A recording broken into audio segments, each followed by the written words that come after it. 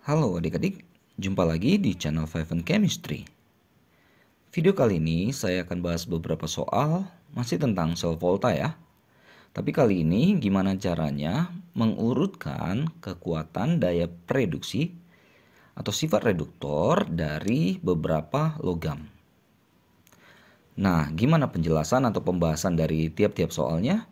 Yuk langsung aja kita mulai. Ada 4 soal yang mau saya bahas di video kali ini ya. Oh ya, sebelum kita bahas sebelum saya bahas keempatnya, jadi alangkah baiknya kita paham dulu sedikit tentang deret volta ya. Ini susunan deret volta, mungkin ada yang lebih lengkap lagi ya, nggak apa-apa. Karena poinnya yang mau saya jelaskan adalah bahwa semakin ke kiri deret volta itu, E0-nya makin negatif.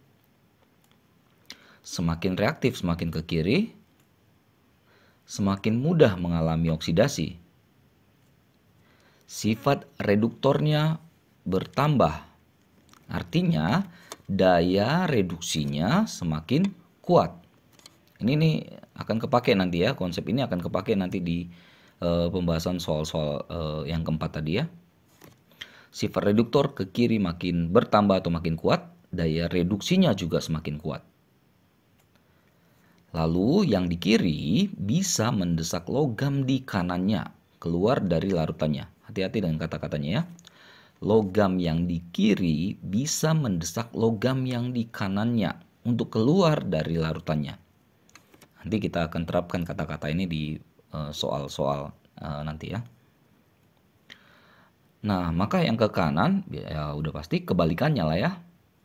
E0-nya lebih positif, kurang reaktif ke kanan, mudah terreduksi tapi sukar teroksidasi ya. Sifat reduktornya berkurang, sifat oksidatornya bertambah. Daya reduksinya makin lemah, daya oksidasinya makin kuat. Oke, kita coba aplikasikan nanti ini ke soal ini berikutnya ya. Soal nomor 1 dan 2. Soal nomor 1 dulu, ada data potensial, ada 3 reaksi. Anggaplah ini reaksi 1, 2, 3. Berdasarkan reaksi sel yang diketahui tersebut, maka susunan unsur berdasarkan kenaikan sifat reduktornya.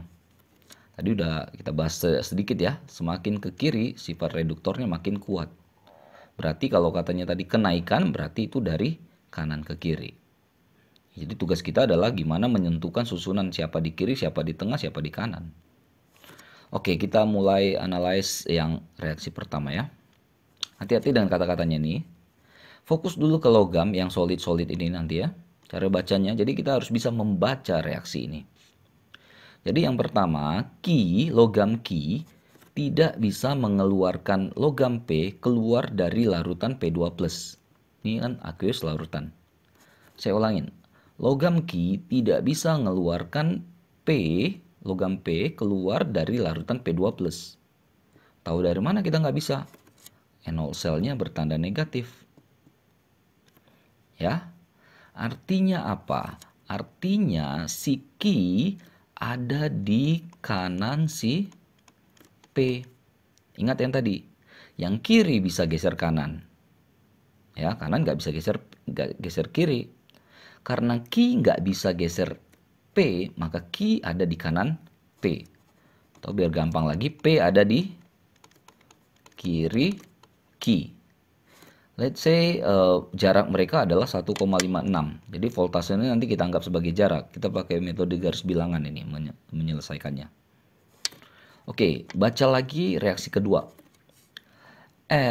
Logam R tidak bisa mengeluarkan P keluar dari P2+. Tahu dari mana? E0-nya negatif.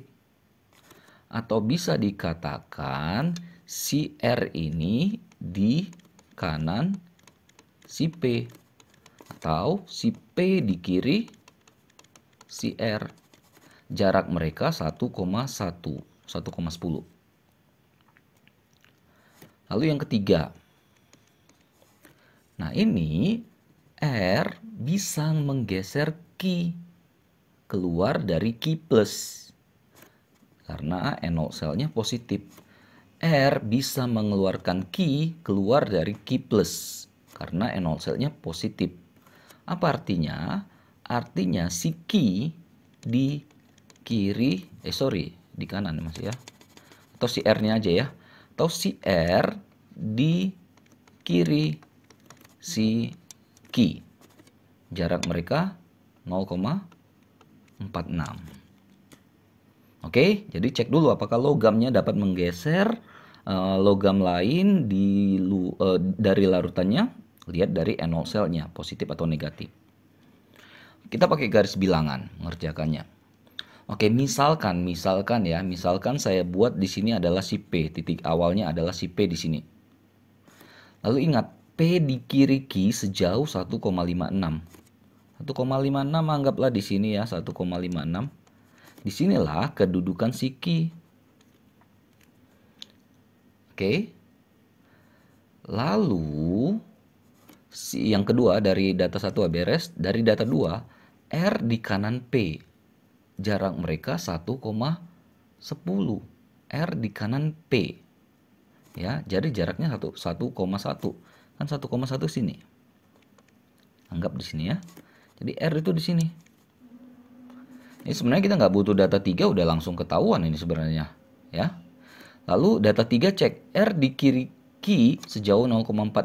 Benar kan? R di kiri Q dan jarak mereka ini 0,46. Benar, beres tiga-tiganya. Jadi urutan mereka di deret volta adalah P, R, Q. Kembali ke pertanyaannya. Kenaikan sifat reduktor berarti semakin ke kiri, semakin kuat sifat reduktornya. Berarti start dari Q, R, P. Q, R, P mana? C. Beres soal nomor 1. Hati-hati di kata-katanya ya. Ya memang peluang untuk terbaliknya ini gede ya. Yuk kita sama-sama lagi breakdown yang nomor 2 ya. Oke, hampir sama soalnya. Tinggal katanya mengurutkan dimulai dari preduksi yang paling lemah. Preduksi yang paling lemah kan yang di kanan. Berarti ini ke kanan ke kiri lagi nih. Gak apa-apa, kita breakdown lagi data reaksi nomor 1. Ingat tadi ya, fokus ke logam. Si A bisa mengeluarkan si B dari B2+. Dari larutan B2+. Tahu dari mana? NO-nya positif. Bisa dipastikan A di kiri si B. Karena A bisa geser B. Jarak mereka 0,32. Aman ya, yang pertama. Reaksi kedua, fokus ke solid. Oke. Logam C bisa mengeluarkan logam D keluar dari D2+, larutan D2+. Jarak mereka 2,00.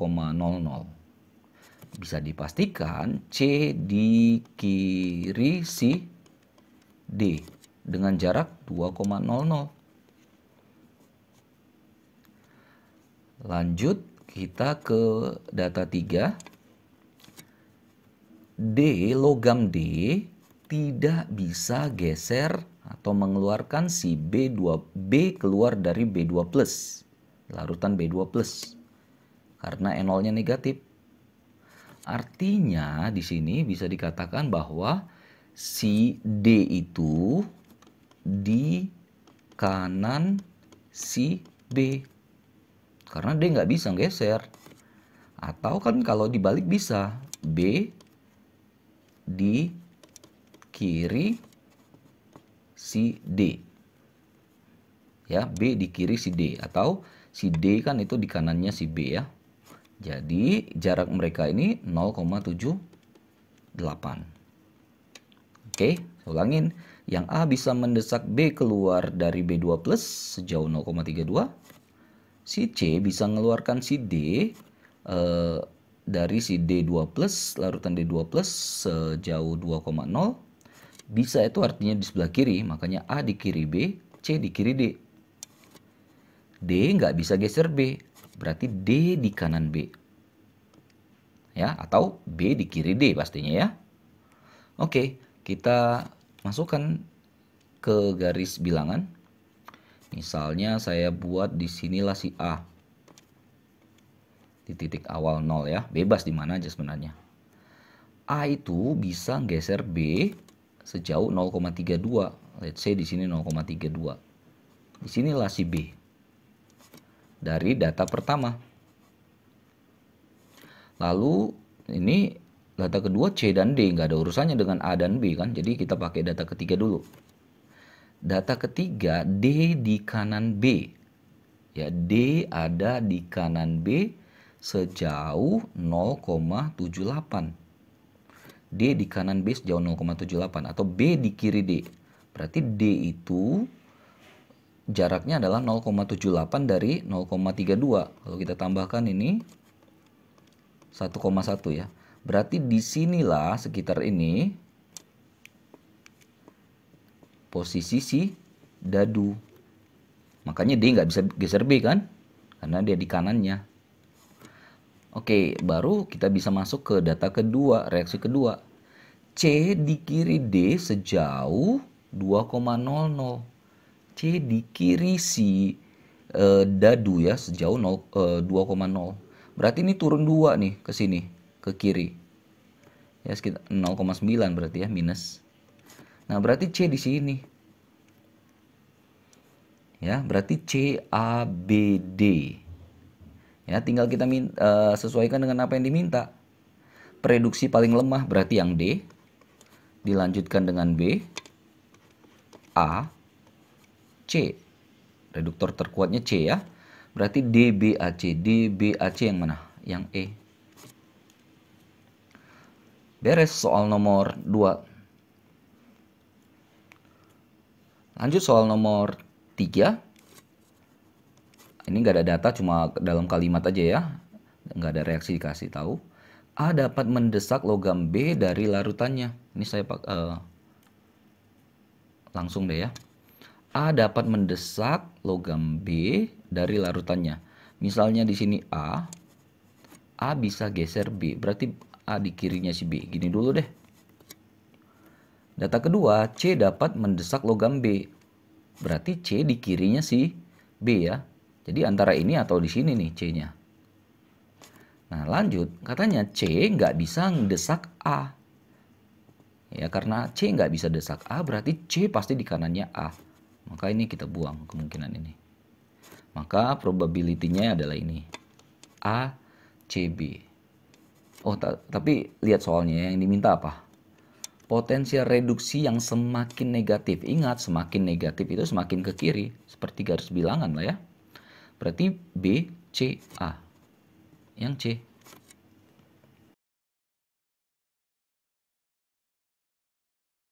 Oke, soal terakhir, soal nomor 4. Ada diketahui 3 reaksi ya. Reaksi 1, 2, 3.